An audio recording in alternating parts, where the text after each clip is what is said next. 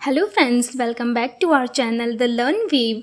तो आज से मैंने आरपीएससी के एग्ज़ाम पैटर्न को ध्यान में रखते हुए ये डिसीज़न लिया है कि जो आपका सेकंड पेपर होगा, जिसका जो पार्ट बी है, जो कि स्पेशल एजुकेशन से रिलेटेड है, तो उसमें जितने भी टॉपिक्स हैं उनको आपको ऑथेंटिक कंटेंट से ही कवर करवाया जाएगा, ताकि एग्ज़ाम में आपकी इजी, हार्ड, मॉडरेट जिस भी टाइप के क्वेश्चंस आएँ तो आप उन्हें सबको सही कर पाएँ, कोई भी क्वेश्चन गलत ना हो। तो बिना टाइम वेस्ट किए चलिए हम शुरू करते हैं आज का हमारा टॉपिक, जो कि है नेशनल ट्रस्ट एक्ट। तो आप सब ये सोच रहे होंगे कि मैम आप तो टॉपिक का नाम नेशनल ट्रस्ट एक्ट बता रहे हैं, फिर ये ऊपर इतना जो ये बड़ा बड़ा हेडिंग में लिख रखा है, तो ये क्या चीज़ है। तो मैं नीचे आपको बताऊंगी कि ये इतना बड़ा नाम क्यों लिखा हुआ है इसमें। तो इसमें देखिए, सबसे पहले तो जो नेशनल ट्रस्ट एक्ट है उसमें टोटल 9 अध्याय हैं और जिसमें 36 खंड हैं। खंड का अर्थ है धाराएं। जो 9 चैप्टर्स है उसमें 36 धाराएं हैं और ये MSJE डिपार्टमेंट, जो ministry of social justice and empowerment है, तो उसके अंतर्गत ये आता है, जो NT हमारा टॉपिक है। इसके अलावा राष्ट्रपति की जो स्वीकृति मिली थी इस एक्ट को, वो मिली थी 13 दिसंबर 1999 को। अब फिर से ये बड़ा सा नाम आ गया जो कि आपको याद करना है, तो इसका रीज़न मैं अभी नीचे बताऊंगी आपको। तो इसके बाद है कि ये जो एक्ट है वो भारत गणराज्य के 50वें वर्ष, भारत जो इंडिया है वो गणराज्य कब बना था, 26 जनवरी 1950 को बना था, और उसके 50वें वर्ष यानी कि 2000 में। तो भारत गणराज्य के 50वें वर्ष में संसद द्वारा निम्नलिखित रूप से यह अधिनियमित हो, यानी कि जो ये एक्ट है वो 1999 में तो बन गया था, लेकिन ये अधिनियमित कब से होना चाहिए, 2000 से अधिनियमित हो जाना चाहिए, ऐसा इसमें लिखा है। तो इसके बाद हम आते हैं इसका जो चैप्टर 1 है। तो जो चैप्टर 1 है इसका नाम है प्रारंभिक। तो इसकी हम धारा 1 देखते हैं सबसे पहले। तो धारा 1 में आता है संक्षिप्त नाम और विस्तार। तो जो ये एक्ट है इसका संक्षिप्त नाम है राष्ट्रीय स्वयंपरायणता, जो कि हमने ऊपर हेडिंग में पढ़ रखा है। राष्ट्रीय स्वयंपरायणता, प्रमस्तिष्क घात, मानसिक मंदता और बहुनिशक्तताग्रस्त व्यक्ति कल्याण न्यास अधिनियम 1999। तो आपको एक ये थोड़ा सा ध्यान में रखना है कि सबसे पहले ऑटिज्म आएगा, फिर सेरेब्रल पाल्सी, फिर मेंटल रिटार्डेशन, क्योंकि अगर वो एक निश्चित मतलब एक क्रम में लिख के दी तो भी हमें याद रहना चाहिए कि सबसे पहले ऑटिज्म, स्वयंपरायणता, फिर सेरेब्रल पाल्सी, फिर मेंटल रिटार्डेशन और उसके बाद मल्टीपल डिसेबिलिटीज़ लिखा हुआ है। उसके आगे है व्यक्ति कल्याण न्यास अधिनियम 1999। इसका जो सेकंड पॉइंट है धारा 1 का, उसमें लिखा है कि इसका जो विस्तार है वो संपूर्ण भारत पर है। तो ये स्टार मार्क्स इसलिए लिखा हुआ है क्योंकि जब ये बना था तो इसमें ऐसे था कि जम्मू कश्मीर को छोड़कर समस्त भारत पर इसका विस्तार है, लेकिन बाद में 2019 का जो अधिनियम संख्या है 34, उसकी धारा 95 और 5वें अनुसूची के द्वारा 31 अक्टूबर 2019 से ये जम्मू कश्मीर राज्य में भी इसको लागू कर दिया गया, जो कि हम नीचे एक लाइन आएगी उसमें पढ़ेंगे। इसके बाद जो अध्याय 1 है प्रारंभिक, उसकी जो दूसरा सेक्शन है वो है परिभाषाएं। तो 16 ऐसे वर्ड्स आएंगे। ये जो पूरा एक्ट है, जो पूरा डॉक्यूमेंट है, इसमें 16 वर्ड्स आएंगे जिनकी डेफिनेशन यहाँ पे दी गई है। या तो उनकी डेफिनेशन दी गई है या फिर बताया गया है कि ये वर्ड क्या है। तो सबसे पहले तो एग्ज़ाम में क्वेश्चन ये बन सकता है कि जो नेशनल ट्रस्ट एक्ट है उसकी परिभाषाओं में कौन सा शब्द उल्लेखित नहीं है। तो 3 तो इनमें से कोई दे देगा और एक वर्ड वो अलग दे देगा एग्ज़ाम में। तो सबसे पहले हम देखेंगे कि स्वपरायणता की परिभाषा क्या है, ऑटिज्म की परिभाषा क्या है। तो स्वपरायणता से विषम कौशल विकास की वह अवस्था अभिप्रेत है। अभिप्रेत का अर्थ है तात्पर्य है। तो वह अवस्था से तात्पर्य है जो मुख्य रूप से किसी व्यक्ति के संप्रेषण और सामाजिक योग्यताओं को प्रभावित करती है, जो आवृत्ति मूलक और कर्मकांडी व्यवहार से परिलक्षित होती है। तो स्वपरायणता यानी ऑटिज्म क्या है, जो कि एक तो संप्रेषण, कम्युनिकेशन इसमें इफेक्ट होता है, एक सोशल स्किल्स। तो ऑटिज़्म के लक्षण में भी तो आता है, जो ऑटिज़्म के कैरेक्टरिस्टिक्स हम पढ़ते हैं तो उनमें भी आता है कि एक तो सोशली इंटरेक्ट नहीं कर पाता है बच्चा, उसके अलावा आवृत्ति मूलक यानी कि सेम जो भी बिहेवियर कर रहा है तो उसी को बार बार रिपीटेटिव रूप में करना, जिसको इकोलेलिया भी कहते हैं ऑटिज़्म में। और उसके अलावा जो कर्मकांडी व्यवहार यानी कि हर काम को एक निश्चित तरीके से करना, एक फिक्स शेड्यूल में करना, तो इसको बोलते हैं रिचुअलिस्टिक बिहेवियर, तो इससे परिलक्षित होता है। तो ये हुई हमारी ऑटिज़्म की डेफिनेशन। तो स्वपरायणता के बाद नेक्स्ट है बोर्ड। तो बोर्ड क्या है? बोर्ड से धारा 3 के अधीन गठित न्यासी बोर्ड अभिप्रेत है। आगे हम पढ़ेंगे जो सेकंड चैप्टर है उसमें जो धारा 3 आएगी वो पूरा उसमें बोर्ड का जो गठन होगा, जो नेशनल ट्रस्ट एक्ट है ना वो अपने अधीन, यही मान के चलिए कि जो नेशनल ट्रस्ट एक्ट है वो एक स्कूल है और जो बोर्ड है वो स्कूल में एक मैनेजमेंट जो कमेटी होती है जिसमें टीचर्स, प्रिंसिपल, हेडमास्टर सब आते हैं, तो वो एक बोर्ड है। तो धारा 3 में हम ये सब पढ़ेंगे। उसके बाद आता है प्रमस्तिष्क घात यानी कि सेरेब्रल पल्सी क्या होता है। तो किसी व्यक्ति की अविकासशील अवस्थाओं का समूह अभिप्रेत है जो विकास की प्रसव पूर्व यानी प्रीनेटल, प्रसवकालीन और बाल अवधि में होने वाले मस्तिष्क आघात या क्षति के परिणाम स्वरूप अप्रसामान्य प्रेरक नियंत्रण स्थिति द्वारा अभिलक्षित होती है। यानी कि जो सेरेब्रल पल्सी होता है वो क्या होता है कि या तो प्रीनेटल स्टेज में, प्रसव पूर्व अवस्था में, या फिर जब प्रसवकालीन जो अवस्था होती है उसमें, या बाल अवधि यानी कि जब बच्चा आई थिंक इसमें 3 इयर्स शुरू के जो 3 साल हैं उसमें पता चल जाता है सेरेब्रल पल्सी का, तो उसमें होने वाले मस्तिष्क आघात या क्षति के परिणाम स्वरूप अप्रसामान्य प्रेरक नियंत्रण गति स्थिति द्वारा अभिलक्षित होता है। ये तो अप्रसामान्य ये अबनॉर्मल मोटर कंट्रोल होता है, यानी कि जो हमारी जो motor, fine motor, gross motor जो होती हैं तो उन पर कंट्रोल नहीं हो पाता और जो शरीर होता है, जो बॉडी होती है वो अबनॉर्मल हो जाती है। और नेक्स्ट है अध्यक्ष। तो अध्यक्ष से धारा 3 की उपधारा 4 के खंड क के अधीन नियुक्त न्यास का अध्यक्ष अभिप्रेत है। तो यानी कि अध्यक्ष के बारे में भी हम आगे पढ़ेंगे। जो धारा 3 है उसकी जो उपधारा है 4, धारा 3 की उपधारा 4, उसके खंड क में हम अध्यक्ष के बारे में पढ़ेंगे। नेक्स्ट है मुख्य कार्यपालक अधिकारी, जो कि हम धारा 8 की उपधारा 1 में पढ़ेंगे। नेक्स्ट है सदस्य से बोर्ड का सदस्य अभिप्रेत है और इसके अंतर्गत अध्यक्ष भी है। तो ये याद रखना कि जो अध्यक्ष है ना वो भी सदस्य में ही आता है। तो सदस्य से बोर्ड के सदस्य भी आ गए इसमें और अध्यक्ष भी। मानसिक मंदता से किसी व्यक्ति की, अब मानसिक मंदता जो मेंटल रिटार्डेशन है उसकी डेफिनेशन है किसी व्यक्ति के मस्तिष्क की अवरुद्ध या अपूर्ण विकास की दशा अभिप्रेत है जो विशेष रूप से बुद्धिमत्ता की असामान्यता से अभिलक्षित होती है। यानी कि इसमें IQ कम हो जाती है बच्चे की, मस्तिष्क का जो विकास है वो अवरुद्ध या अपूर्ण होता है जिससे उसका IQ कम हो जाता है और अब नॉर्मल वो जैसे कोई बच्चा बिहेवियर करता है ना तो वैसे वो बिहेवियर करता है अपना। फिर नेक्स्ट है बहुनिशक्तता, मल्टीपल डिसेबिलिटीज़। तो जो मल्टीपल डिसेबिलिटीज़ है उसकी जो डेफिनेशन है वो PWD एक्ट से इसमें ली गई है कि जो PWD एक्ट है 1995 वाला, उसकी धारा 2 की खंड 6 में परिभाषित 2 या 2 से अधिक निशक्तताओं के संयोजन अभिप्रेत हैं। उसके बाद नेक्स्ट हम पढ़ते हैं कि अधिसूचना से राजपत्र में प्रकाशित अधिसूचना अभिप्रेत है। फिर आता है निशक्त व्यक्ति। तो ऐसा कोई व्यक्ति अभिप्रेत है जो स्वपरायणता यानी ऑटिज्म, सेरेब्रल पल्सी, मानसिक मंदता या ऐसी अवस्थाओं में से किन्हीं 2 या 2 से अधिक अवस्थाओं के संयोजन से संबंधित, यानी कि 2 या 2 से अधिक इनमें से कोई होगी तो वो क्या बन जाएगी फिर मल्टीपल डिसेबिलिटीज़, है ना। तो उनके संयोजन से संबंधित किसी भी अवस्था से ग्रस्त है और इसके अंतर्गत गंभीर बहुनिशक्तता से ग्रस्त व्यक्ति भी है।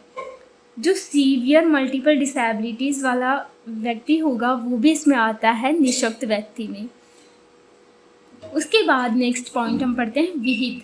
तो विहित होता है कि जो केंद्र सरकार जो कानून बनाती है ना, केंद्र सरकार जो कानून बनाती है, प्रेस्क्राइब्ड जो रूल्स होते हैं तो उनको बोलते हैं विहित।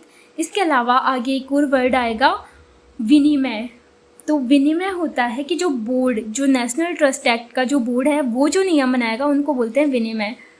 उसके बाद आता है वृत्तिक। वृत्तिक से ऐसा व्यक्ति अभिप्रेत है जो ऐसे क्षेत्र में विशेष विशेषज्ञता रखता है जो निःशक्त व्यक्तियों के कल्याण की अभिवृद्धि करता हो। तो ये हो गए हमारे। अब वापस एक बार हम देख लेते हैं कौन कौन से वर्ड्स की डेफिनेशन इसमें दी गई है। तो ऑटिज्म स्वपरायणता, उसके बाद है बोर्ड, नेक्स्ट है सेरेब्रल पल्सी यानी प्रमस्तिष्कघात, उसके बाद है अध्यक्ष, फिर आता है मुख्य कार्यपालक अधिकारी, नेक्स्ट आता है सदस्य, फिर आता है मानसिक मंदता, उसके बाद है बहुनिश्चक्तता, फिर अधिसूचना, फिर निःशक्त व्यक्ति, फिर विहित, फिर वृत्तिक। जब हम ये डॉक्यूमेंट पूरा पढ़ रहे होंगे ना, पूरा पढ़ चुके होंगे, तो आपको ये सब इजीली याद हो जाएगा। इनकी जो धाराएं हैं ये पूरा पढ़ने के बाद सब कुछ आसानी से याद हो जाएगा। तो इसके बाद हम नेक्स्ट पेज पे चलते हैं। इसके बाद जो नेक्स्ट पॉइंट है वो है रजिस्ट्रीकृत संगठन। तो जो धारा 12 है, आगे जो हम सेक्शन 12 पढ़ेंगे तो उसमें आएगा।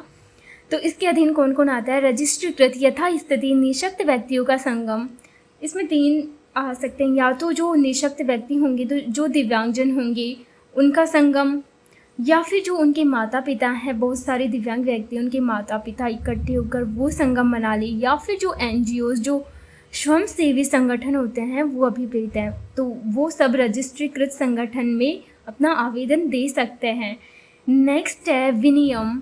ये हमने पीछे मैंने बताया था कि जो विनियम होता है इसमें होता है कि इस अधिनियम के अधीन बोर्ड द्वारा बनाया गया विनियम अभिप्रेत है, कि यानी कि जो नेशनल ट्रस्ट एक्ट है इसके अधीन जो बोर्ड है वो जो भी नियम बनाएगा तो वो विनियम कहलाते हैं।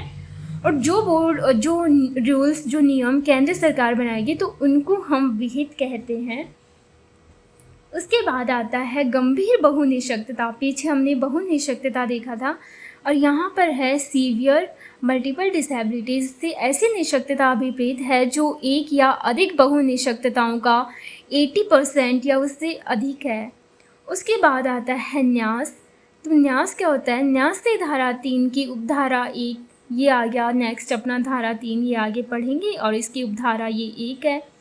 तो न्यास क्या है कि इसमें धारा 3 की उपधारा 1 के अधीन गठित राष्ट्रीय स्वपरायणता, प्रमस्तिष्कघात, मानसिक मंदता और बहुनिःशक्तताग्रस्त व्यक्ति कल्याण न्यास अभिप्रेत है।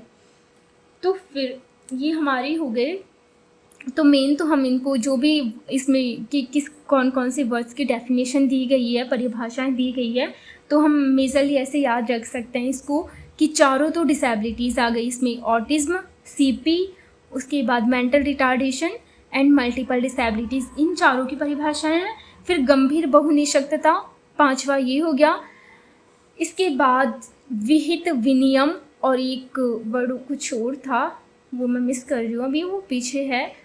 तो ऐसे करके ये पूरे 16 वर्ड्स हैं जो हम आसानी से इजीली हम याद कर लेंगे इनको। तो फिर आता है नेक्स्ट चैप्टर, अध्याय 2, राष्ट्रीय स्वपरायणता, प्रमस्तिष्कघात, मानसिक मंदता और बहुनिःशक्तताग्रस्त व्यक्ति कल्याण न्यास। तो इसमें हम क्या देखेंगे कि जो बोर्ड का जो गठन होता है वो कैसे होता है, किन किन व्यक्तियों से मिलकर बोर्ड बनता है और बोर्ड किस टाइप का बोर्ड है, तो हम ये सब देखते हैं इसमें।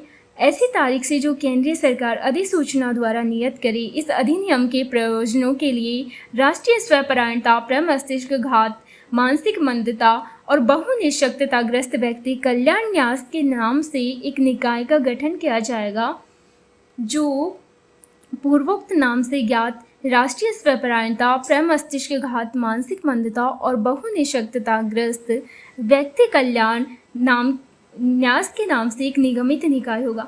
तो इसमें ये बात बोल रहा है कि ऐसी तारीख से जो कि केंद्र सरकार अधिसूचना द्वारा नियत करी है ना, तो उस तारीख से जो सेंट्रल गवर्नमेंट है वो जो एक डेट फिक्स करेगी, तो उस तारीख से इस निकाय का गठन किया जाएगा। और जो ये निकाय होगा ना, जो नेशनल ट्रस्ट, वो एक निगमित निकाय होगा, बॉडी कॉरपोरेट, इसको इंग्लिश में बोलते हैं बॉडी कॉरपोरेट। तो निगमित निकाय वो होता है कि जिसकी खुद की शक्तियाँ अपने खुद के हाथ में होता है, मतलब कानून उसको वो पावर दे देता है कि वो अपना एक शाश्वत, उसका खुद का एक शाश्वत उत्तराधिकार होता है, सामान्य मुद्रा होती है जिसे इस अधिनियम की उपबंधों के अधीन रहते हुए स्थावर और जंगम दोनों प्रकार की संपत्ति का अर्जन, धारण और व्यय करने की, यानी कि जो चल और अचल संपत्ति होती है, यानी जैसे कि जो सेंट्रल गवर्नमेंट है वो अपनी संचित निधि से जो ये जो अधिनियम है, जो एक्ट है, इसको जो जितना भी पैसे देती है, करोड़ों में अरब पैसे जितने भी देती है, तो ये अपनी संपत्ति का अर्जन, धारण और व्यय करने की और संविदा करने की शक्ति इसको खुद को होगी तथा वह उस नाम से वाद लाएगा और उस पर वाद लाया जाएगा। तो ये ऐसे बोल रहे हैं कि इसका ये जो नाम है इस एक्ट का, तो इस एक्ट के नाम से ही ये किसी पर भी अगर इसका गलत यूज़ हो रहा हो, इससे जो योजनाएं चलती है और कोई व्यक्ति अगर इसका गलत उपयोग करता है तो ये अपने इस नाम से उस पर वाद लगा सकता है, यानी मुकदमा दायर कर सकता है। और कोई व्यक्ति भी अगर इस बोर्ड पर, इस एक्ट पर मुकदमा दायर करना चाहिए तो इस नाम से कर सकता है। नेक्स्ट हम पढ़ेंगे जो धारा 3 है उसका सेकंड पॉइंट ये है, न्यास के कार्यकलापों और कारोबार का साधारण अधीक्षण, निदेशन और प्रबंधन बोर्ड में निहित होंगी। जो बोर्ड है उसको बोलते हैं बोर्ड ऑफ ट्रस्टीज़।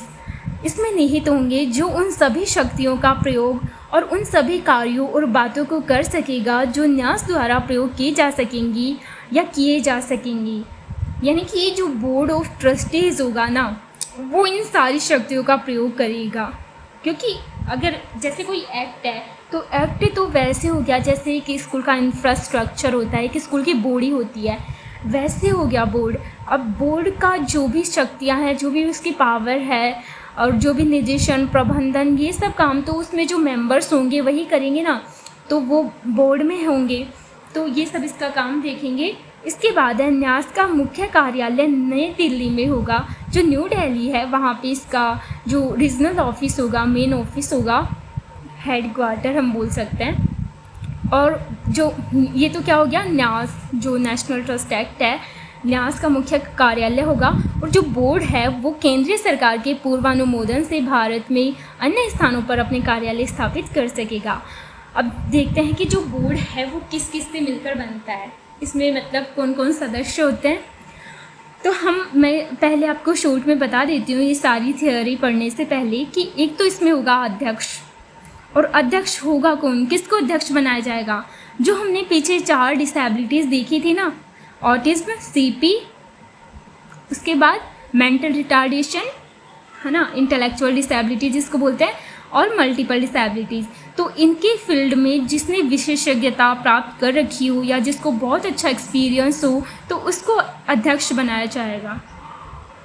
उसके बाद 9 सदस्य, ये 9 सदस्य कौन होंगे, ये 9 सदस्य वे होंगे जो मैंने बताया था आपको ऊपर, रजिस्ट्रीकृत संगठन, ऊपर ये जो पॉइंट है इसमें मैंने बताया था कि जो रजिस्ट्रीकृत संगठन में कौन आता है, या तो निःशक्त व्यक्तियों का संगम, या उनके माता पिता का संगम, या स्वयंसेवी संगठन NGOs। तो ये जो 3 हो गए ना, 3 संगम हो गए अपने पास। तो जो 9 व्यक्ति आएंगे वो इन 3 संगमों से प्रत्येक में से 3-3 सदस्य होंगे, यानी कि 3 सदस्य तो वो हो गए जो इन चारों डिसेबिलिटीज़ में से किसी भी एक डिसेबिलिटी से ग्रस्त हो। वो निःशक्त व्यक्ति आ गए 3। तो उसके बाद उनके जो माता पिता का संगम होगा, 3 व्यक्ति उसमें से आ जाएंगे। उसके बाद 3 सदस्य NGOs में से आ जाएंगे। ऐसे करके 9 इसमें से मेंबर्स हो गए, एक हमारा अध्यक्ष हो ही गया। इसके बाद 8 व्यक्ति जो 8 पदेन सदस्य हैं वो इन डिपार्टमेंट में से आएंगे। 8 ऐसे व्यक्ति जो भारत सरकार के संयुक्त सचिव की पंक्ति से नीचे के नहीं होंगे, यानी कि जो उनका जो लेवल है वो भारत का जो संयुक्त सचिव है उनके इक्वल या फिर उनसे अपर होगा, और जो उस सरकार द्वारा नाम निर्दिष्ट किए जाएंगे। और जो सामाजिक न्याय और अधिकारिता, अब ये हैं इन विभाग से आ सकते हैं। एक तो सामाजिक न्याय और अधिकारिता जो MSJ डिपार्टमेंट है, दूसरा है महिला और बाल विकास, है ना, महिला और बाल विकास हो गया। फिर तीसरा है स्वास्थ्य और परिवार कल्याण, 4th है वित्त, फिर श्रम, शिक्षा, शहरी कार्यकलाप तथा नियोजन, और लास्ट है ग्रामीण नियोजन और गरीबी उन्मूलन मंत्रालयों या विभागों का प्रतिनिधित्व करेंगे। तो टोटल आप इनको काउंट करेंगे तो ये 8 हो गए। तो 8 विभागों से 8 पदेन सदस्य आएंगे। उसके बाद है परोपकारी क्रियाकलापों में लगे हुए व्यापार, वाणिज्य और उद्योग संगमों का प्रतिनिधित्व करने के लिए बोर्ड द्वारा नाम निर्दिष्ट किए जाने वाले 3 व्यक्ति, यानी 3 सदस्य ये हो गए। अब आप एक बार इनको गिनोगे, मैंने यहाँ पे 3 नहीं लिखा है मैंने, तो इसमें 3 और ऐड कर देंगे। एक बार हम इनको काउंट करते हैं। तो एक तो अध्यक्ष हो गया, फिर 9 मेंबर्स हो गए, 8 पदेन सदस्य हो गए, एक लास्ट में CEO आएगा, मुख्य कार्यपालक अधिकारी, जो भारत सरकार के संयुक्त सचिव की पंक्ति का होगा, सदस्य सचिव जिसको बोलेंगे, और पदेन होगा ये। ठीक है, तो हम ये देखते हैं कि टोटल कितने मेंबर्स हो गए अध्यक्ष सहित। तो एक तो अध्यक्ष हो गया, 9 ये हो गए, 10, फिर 18, उसके बाद एक CEO 19, और 3 ये व्यक्ति हो गए जिनको मैंने लिखा नहीं इसमें, तो ये हो गए 22 हो गए, यानी कि 22 सदस्य तो ये हो गए। फिर इसके बाद भी हैं, इसके बाद ये आएंगे, लेकिन ये ज़रूरी नहीं है जो ये वाले अब हम पढ़ेंगे 5th पॉइंट में। बोर्ड श्रम के साथ किसी ऐसे व्यक्ति को जिसकी सहायता या सलाह वह न्यास के उद्देश्यों को पूरा करने के लिए आवश्यक समझे, ऐसी रीति में और ऐसे प्रयोजन के लिए जो विनियमों द्वारा अवधारित किए जाए, सहयुक्त कर सकेगा। तो ये जो हमारा 5th पॉइंट है, ये इसमें ये लिखा गया है कि जो बोर्ड है ना, वो अपनी श्रम की सहायता, यानी कि खुद की हेल्प के लिए या खुद की सलाह के लिए कि कैसे कैसे क्या काम करना चाहिए, कैसे काम करना है, इन सब के लिए वो 8 सदस्य हैं, इनको बुला सकता है, खुद के अकॉर्डिंग वो सहयुक्त कर सकता है। लेकिन वो सदस्य होंगे और वो NGO से या वृत्तिकों में से सदस्य ले सकता है, ये 8 से ज़्यादा नहीं ले सकता। और ये सदस्य ऐसे होंगे कि जो उनको सलाह तो दे सकते हैं, लेकिन सलाह और सुसंगत जो चर्चाएं होंगी उनमें भाग ले सकते हैं, लेकिन वो बोर्ड के जो अधिवेशन में मत देते हैं उसके लिए वो अधिकार के पात्र नहीं होंगे। जो इसका अध्यक्ष बनेगा ना, आगे हम देखते हैं कि कैसे अध्यक्ष बनता है। तो जो इसमें अध्यक्ष बनेगा तो वो बनता है कि जो सदस्य होते हैं, ये सदस्य इनमें से ही किसी एक को चुन करके अध्यक्ष बना दिया जाता है। तो फिर आगे हम देखते हैं जो 4th इसमें चौथी धारा है, 4th सेक्शन, इसमें लिखा है बोर्ड के अध्यक्ष और सदस्यों की पदावधि और उसके अधिवेशन आदि। जो बोर्ड के अध्यक्ष और सदस्य तो हमने देख लिए कितने बने हैं। अब इनकी पदावधि, यानी कि कब तक ये इनका कार्यकाल होगा और अधिवेशन इनका कैसे क्या होगा। अध्यक्ष या सदस्य अपनी नियुक्ति की तारीख से 3 वर्ष की अवधि के लिए, अब ये बहुत इम्पोर्टेंट है, इसको आप स्टार लगा सकते हैं इस पर, कि जो इनका जो कार्यकाल होगा बोर्ड के अध्यक्ष और सदस्यों का, वो 3 इयर्स होगा, 3 वर्ष के लिए। और हाँ, एक बात मैं और आपको बता दूं कि अभी आपको सबसे पहले ये ओरिजिनल डॉक्यूमेंट पूरा रीड करना है, लेकिन इसके बाद आपको सिर्फ ये जो मेन पॉइंट्स है इनको अच्छे से करके रखना है, क्योंकि कहीं ऐसा ना हो कि आप ये इतना लंबा सब कुछ पढ़ने के चक्कर में सारा कुछ भूल जाओ। तो इम्पोर्टेंट टॉपिक्स का तो आप जैसे कोई भी एक टॉपिक है उसमें जो भी इम्पोर्टेंट फैक्ट हैं तो उनको आप एक पेज में अपने नोट्स बना लेना, शॉर्ट में 1 या 2 पेज में हर टॉपिक के नोट्स आपके आराम से इजीली बन जाएंगे अगर उनको नोट्स फॉर्मेट में बनाओगे। लेकिन RPSC का जो ट्रेंड है, जो एग्ज़ाम पैटर्न है, वो इजी एग्ज़ाम या मॉडरेट क्वेश्चंस नहीं डालते, तो उसके लिए हमको एक बार तो एटलीस्ट 1 या 2 बार ये ऑथेंटिक PDF ज़रूर पढ़ना चाहिए सभी टॉपिक्स का। तो आगे हम कंटिन्यू करते हैं। तो नेक्स्ट पॉइंट में लिखा है कि कोई भी व्यक्ति अध्यक्ष या सदस्य वो 65 ईयर्स, मैक्सिमम 65 ईयर्स तक होगा ना, तब तक वो पद धारण कर सकता है, उसके बाद वो पद धारण नहीं करेगा। फिर इसमें आता है कि जो केंद्रीय सरकार ऐसे अध्यक्ष या सदस्य की पदावधि की समाप्ति के कम से कम 6 माह पूर्व यथास्थिति अध्यक्ष या सदस्य की नियुक्ति के लिए प्रक्रिया आरंभ करेगी। यानी कि अगर किसी की एज, जो सदस्य अध्यक्ष हैं उनमें से किसी की एज अगर 65 होने वाली है या उसका 3 वर्ष का जो कार्यकाल है वो कंप्लीट होने वाला है, तो केंद्रीय सरकार क्या करेगी कि उससे 6 माह पहले ही वो जो दूसरे सदस्य हैं, अध्यक्ष या सदस्य, उनकी नियुक्ति के लिए प्रक्रिया आरंभ कर देगी। अध्यक्ष तथा अन्य सदस्यों की सेवा शर्तें ऐसी होंगी जैसी विहित की जाएं यानी कि जैसी कि केंद्र सरकार द्वारा बनाई जाएं, केंद्र सरकार द्वारा निर्धारित की जाएं। उसके बाद है बोर्ड में हुई आकस्मिक रिक्ति, है ना, जो अभी हम पढ़ रहे हैं धारा 4 सेक्शन 4 पढ़ रहे हैं ना, तो उसका 3rd पॉइंट है ये कि बोर्ड में हुई आकस्मिक रिक्ति धारा 3 के उपबंधों के अनुसार भरी जाएगी और इस प्रकार नियुक्त व्यक्ति केवल उस शेष अवधि के लिए पद धारण करेगा जिसके लिए वह सदस्य जिसके स्थान पर उसे नियुक्त किया गया था उस पद को धारण करता।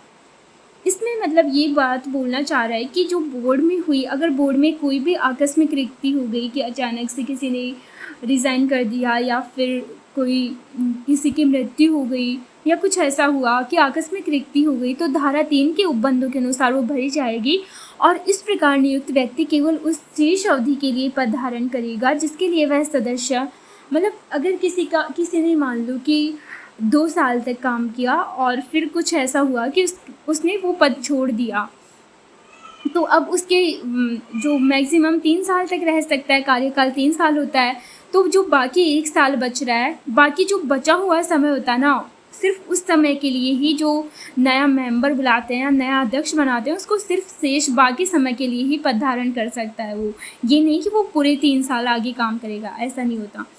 परंतु केंद्रीय सरकार अध्यक्ष के पद पर आकस्मिक रिक्ति की दशा में लिखित आदेश द्वारा समुचित स्तर के किसी अधिकारी को ऐसी रिक्ति के भरे जाने तक अध्यक्ष के कृत्यों का पालन करने का निर्देश दे सकेगी। यानी कि अगर अध्यक्ष की आकस्मिक रिक्ति हो गई, सदस्यों की हो गई तब तो फुलफिल कर लेंगे वो, लेकिन अध्यक्ष की आकस्मिक रिक्ति हो गई तो लिखित आदेश के द्वारा केंद्र सरकार क्या करेगी कि समुचित स्तर के किसी अधिकारी को ऐसी रिक्ति के भरे जाने तक अध्यक्ष के कृत्यों का उनको मतलब एक्स्ट्रा एक चार्ज दे देगी वो। नेक्स्ट पॉइंट है किसी व्यक्ति को अध्यक्ष या सदस्य के रूप में नियुक्त करने से पूर्व केंद्रीय सरकार अपना यह समाधान करेगी कि वह व्यक्ति जिसका ऐसा कोई वित्तीय या अन्य हित नहीं है और नहीं रखेगा जिससे ऐसे सदस्य के रूप में उसके कृत्यों पर प्रतिकूल प्रभाव पड़ने की संभावना हो। यानी कि जो भी हम सदस्य या अध्यक्ष किसी को बना रहे हैं तो वो मतलब उनका कोई वित्तीय या अन्य हित नहीं होना चाहिए और ऐसा उनको रखना भी नहीं है जिससे ऐसे सदस्य के रूप में उसके कृत्यों पर वरना प्रतिकूल प्रभाव पड़ने की संभावना हो।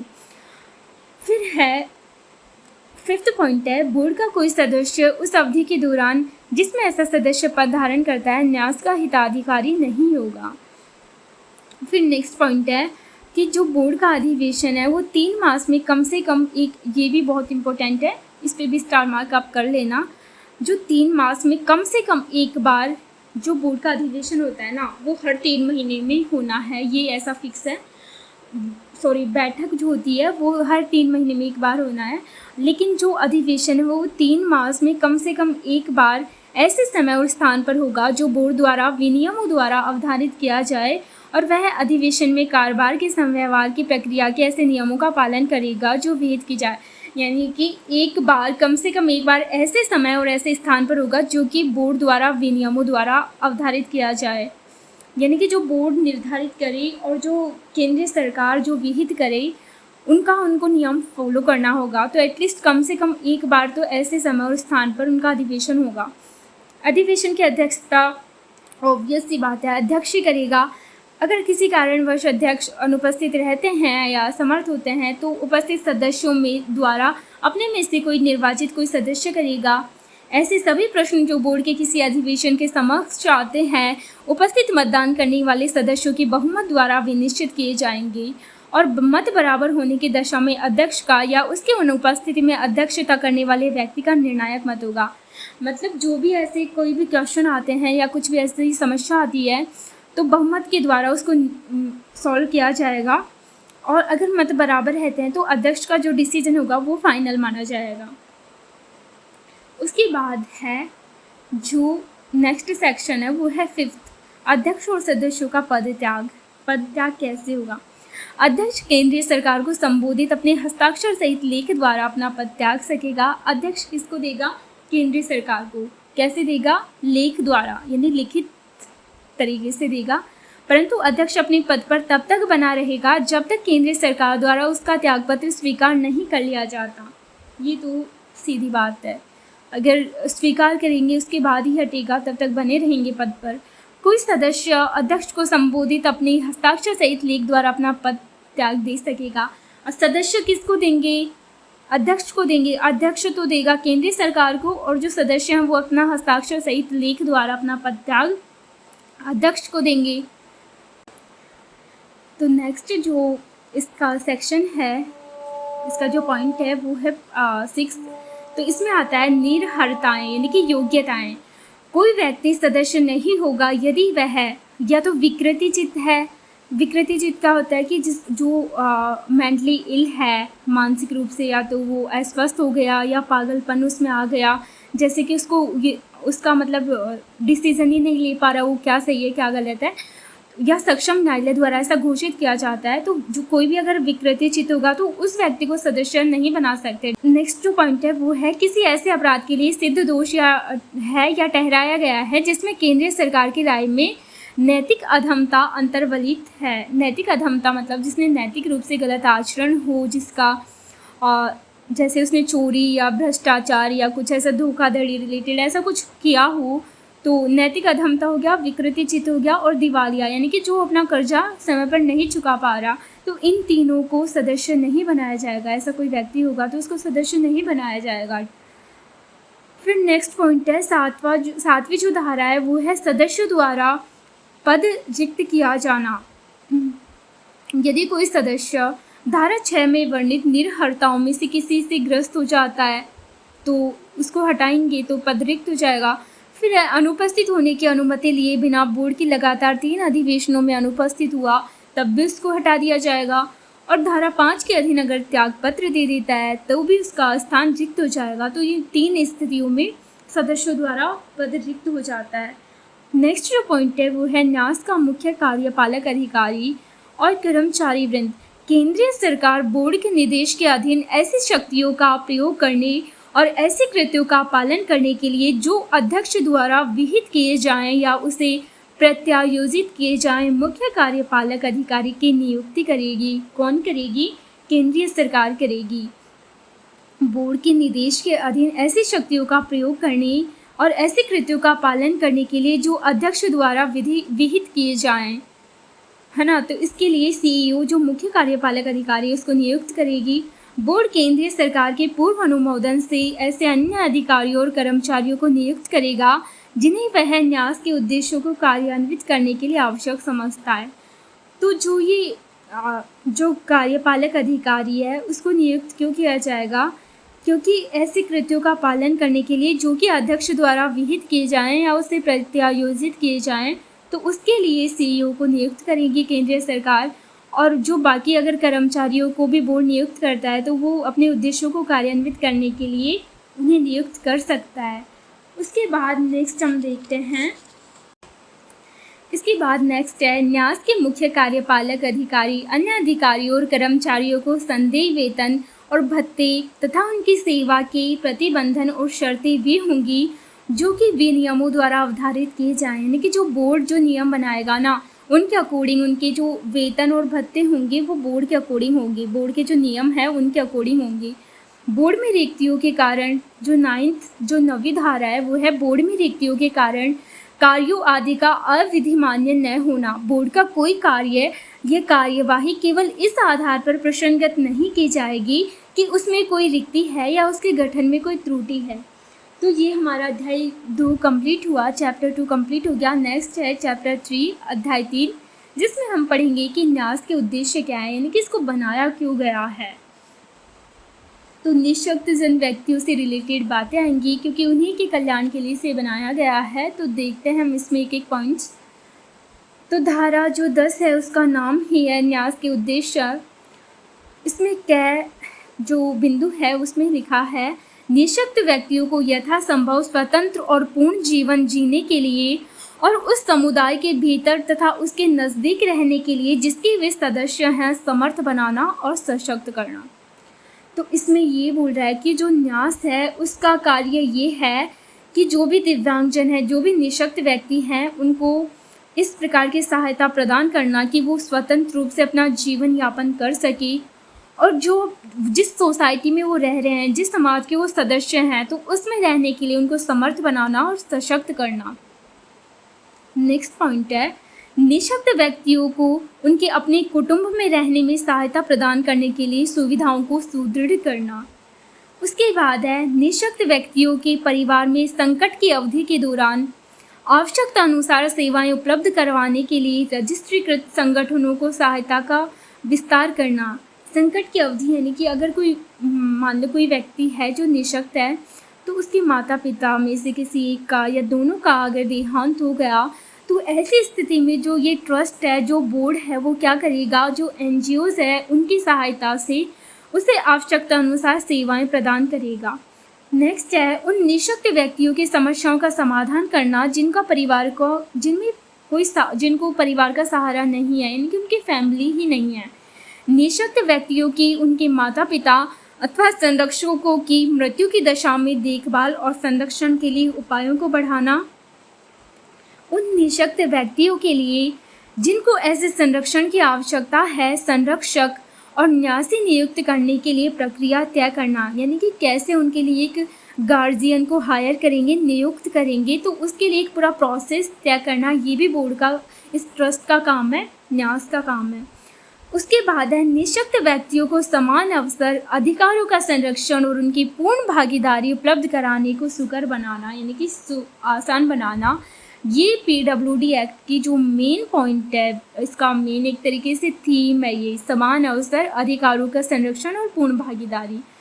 तो ये भी इसका ट्रस्ट का एक पर्पस, उद्देश्य ये भी है।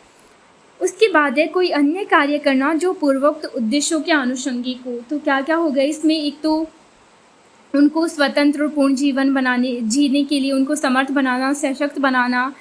उसके बाद है अपने कुटुंब में रहने के लिए सहायता प्रदान करना, सुविधाओं को सुदृढ़ करना। फिर उनके अगर जो पेरेंट्स नहीं है या ऐसी कोई संकट की अवधि आती है, तो NGO से उनकी सहायता लेकर उनको आवश्यकता अनुसार सर्विसेज उपलब्ध करवाना। फिर आता है निःशक्त व्यक्तियों की समस्याओं का समाधान करना जिनको परिवार का कोई सहारा नहीं है। फिर माता पिता की मृत्यु की दशा में उनके देखभाल और संरक्षण के उपायों को बढ़ाना। उसके बाद आता है संरक्षक न्यासी को नियुक्त करने की प्रक्रिया तय करना। फिर आता है समान अवसर, अधिकारों का संरक्षण, पूर्ण भागीदारी को सुनिश्चित करना और आसान बनाना। तो ये कंप्लीट होता है हमारा टॉपिक आज के लिए, अध्याय 3 तक। नेक्स्ट हम कल से ये नेक्स्ट जो चैप्टर है, चैप्टर 4, वो पढ़ेंगे और हम कोशिश करेंगे या तो नेक्स्ट वीडियो में या फिर 3 वीडियोज़ में इस टॉपिक को कंप्लीट करेंगे। और उसके बाद हम जो नेशनल ट्रस्ट एक्ट की जो स्कीम्स है, जो योजनाएं हैं, वो भी बहुत इम्पोर्टेंट टॉपिक है अपने आप में। तो उनको जो भी दिशा, समर्थ और बढ़ते कदम, बहुत सारी इसकी स्कीम्स हैं, तो उन सबको हम पढ़ेंगे अच्छे से। सो गाइज़, अगर आज की वीडियो आपको हेल्पफुल लगी हो तो वीडियो को लाइक ज़रूर कीजिए और नीचे कमेंट करके बताएं कि आपको वीडियो कैसी लगी। अगर किसी भी टॉपिक में कोई डाउट हो या कोई पॉइंट आपका क्लियर नहीं हुआ हो तो आप बेझिझक कमेंट बॉक्स में पूछ सकते हैं।